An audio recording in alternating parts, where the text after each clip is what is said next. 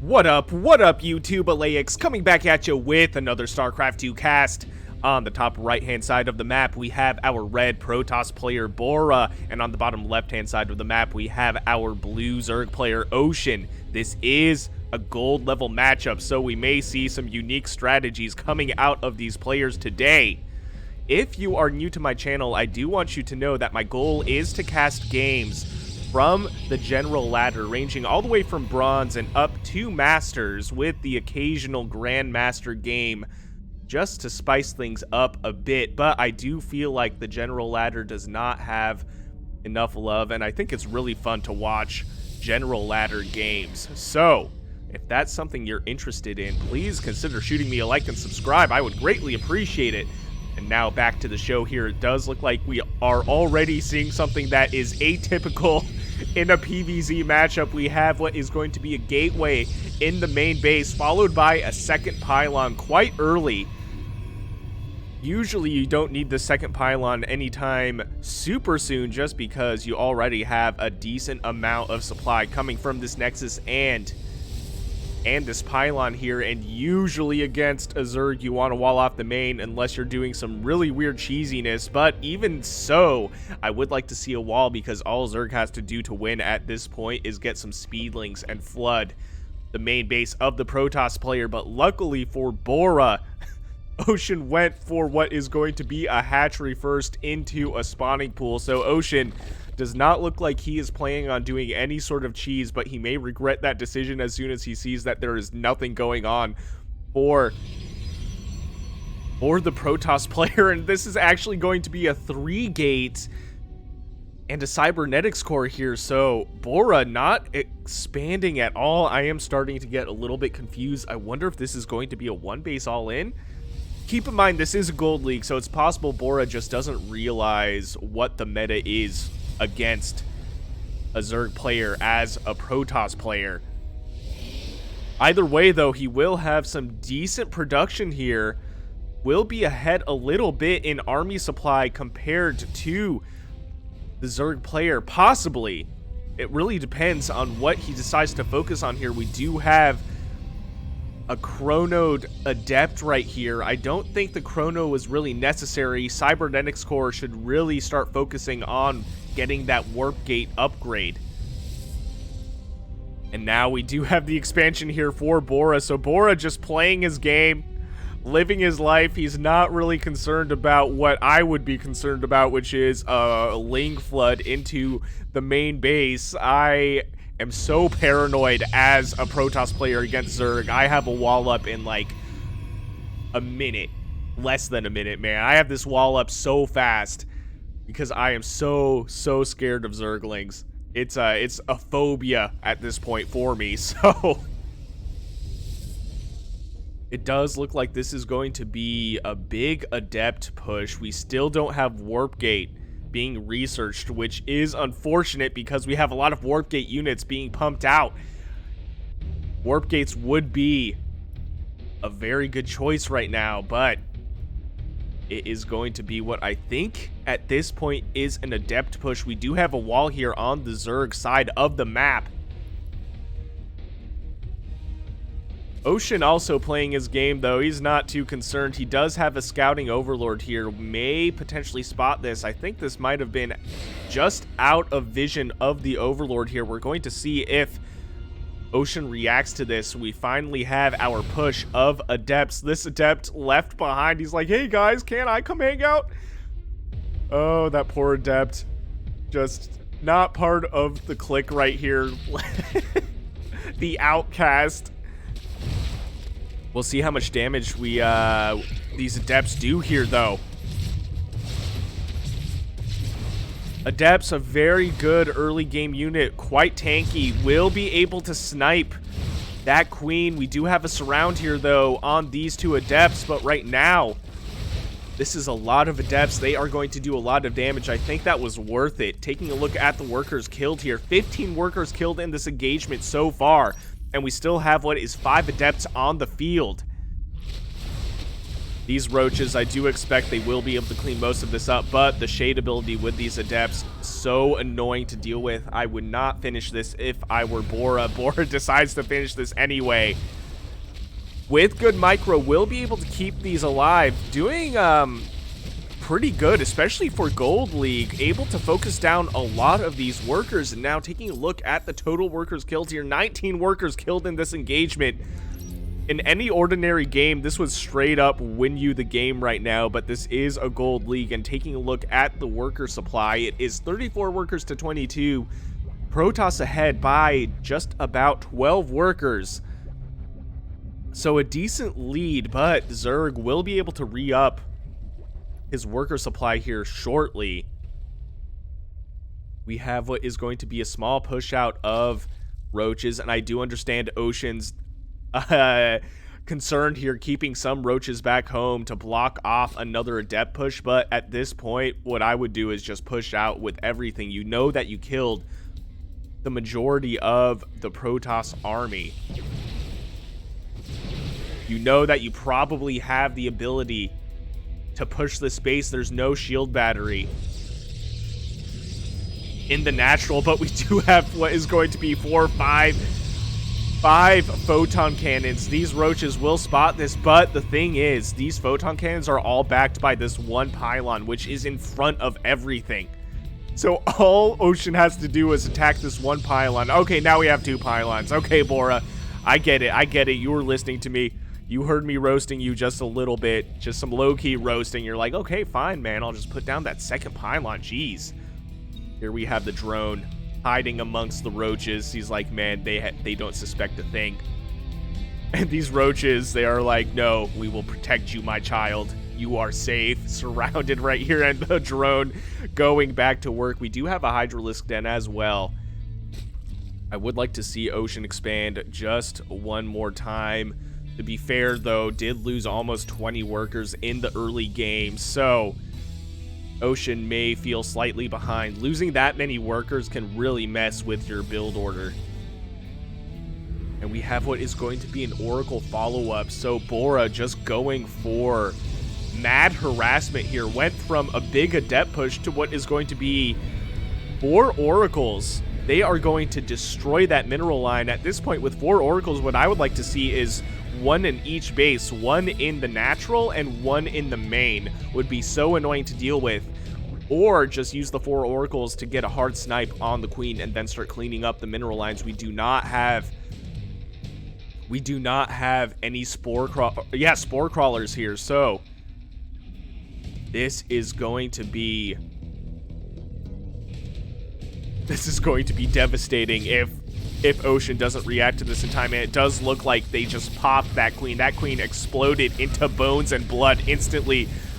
Ocean not reacting to this at all, at least not in time. Taking a look at the workers killed here, 37 workers killed so far for the Protoss player. 1 worker killed for the Zerg player. So it's really looking like Protoss is so far ahead right now. Taking a look at the worker count, it is 17 workers to 45 in favor of the Protoss player. Ocean does have a decent army supply, though. It's 52 army supply to 32. What I would do is focus on expanding, focus on protecting my mineral lines, and maybe realizing that I'm so far behind with all those workers that were destroyed to just poke the front door and just see. This is a lot of cannons, though, and we have a decent amount of stalkers as well. But if you listen to any of my casts, you know I'm heavily biased against stalkers. I just feel like you sneeze once and like 3 of them die. It's like you look at them and then they like fall apart. Like they're made of cards or something, man. I swear, they're so squishy. They do shoot up and down, though, so they're a very versatile unit, and then with Blink, also a lot easier to keep alive. So I do understand Blizzard wants us to focus more on microing rather than A-moving a gateway unit. I get it, man, but stalkers, I remember when StarCraft 2 first came out, and I became friends with a master player just by accident. I actually met him in person, and he was a master level player at the time. I was like silver or something. I was a kid, so I was amazed. And he told me he refused to build stalkers because he thought they were so bad. So you know what? That's the hill I'm gonna die on. A master level player, when Wings of Liberty came out, told me that stalkers were so bad that he refused to build them, and he was in Master League. So that's all I got to say about that. Now, Ocean is scouting around. We do have a ninja base here, but it is not quite established just yet. This is this is a secret club at this point. Nobody is invited unless they know the password or are a Protoss player.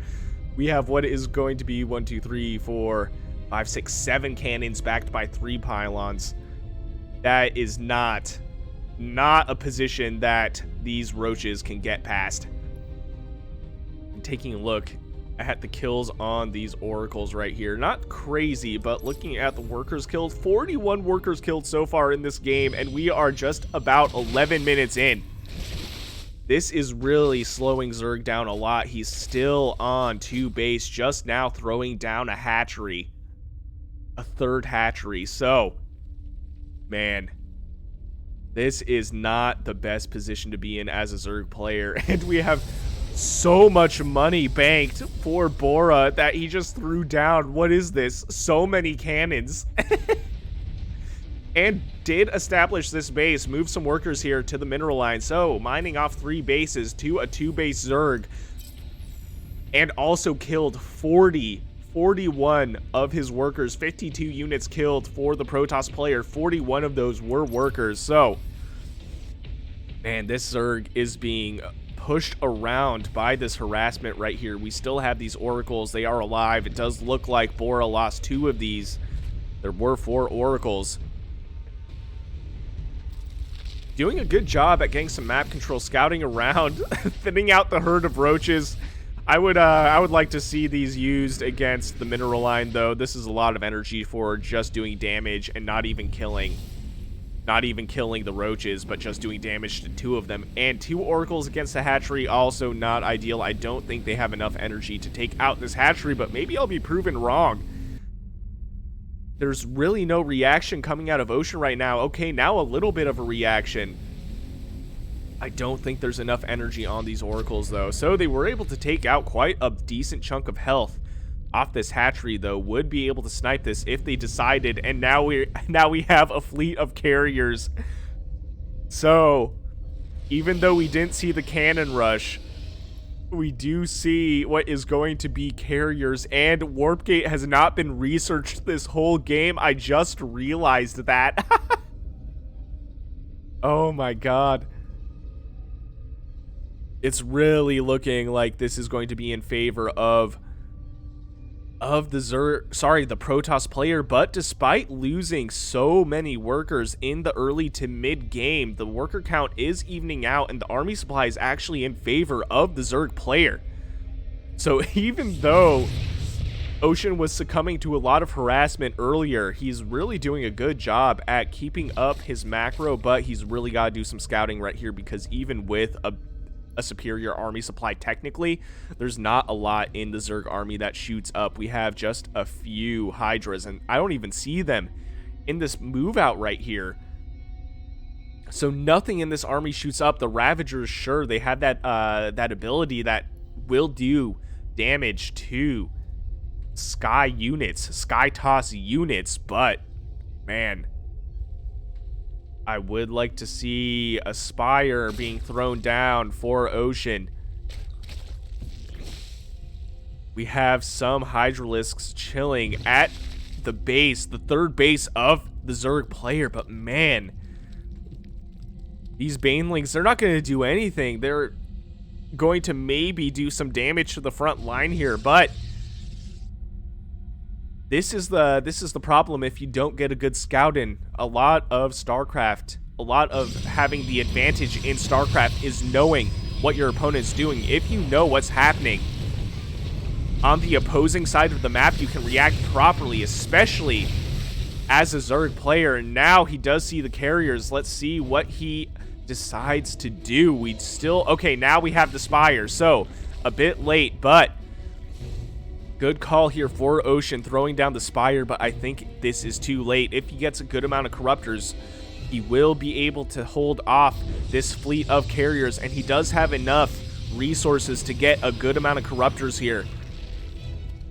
What I would do, seeing this Sky Army move across the map, is go and try at least doing some damage to the Protoss base, maybe even going for a base trade, or forcing the carriers back home, and then getting a bunch of Corruptors. Just buy some time, basically. Bait your opponent out of here. Does lose the third hatchery here. This is a lot of carriers, man. We don't see any Corruptors just yet. The Spire is still building. We have what is going to be 5 Hydras on the way, but this is not going to be enough. This is just too many carriers right now. Ocean, valiant effort in holding this off, but unfortunately wasted his army by trying to engage in these carriers without having anything, effectively anything that shoots up. What he should really do is try and go for a base trade at this point if he has any hopes of winning the game, man. This is just a critical mass of carriers for this point in the game. We have 2 Corruptors on the way, but this is not enough. 2 Corruptors will fall to the fleet of, I don't even know how to count these. This is going to be 1, 2, 3, 4, 5, 6, 7, 8. At least 8 carriers. Bora not doing anything. There's nothing on the production tab. Ocean throwing out the GG, well played. Just did not scout this in time. If he did see these carriers a lot earlier in this game, the Spire would have gone down and he would have potentially been able to do something about that. What I would have done was just go for the base trade, and then if I lost, you know. So, very interesting game. If you enjoyed what you saw, please consider shooting me a like and subscribe. I would greatly appreciate it. And if you want me to cast any of your own games, I will leave my email in the description below. And I'll see you guys on the next one.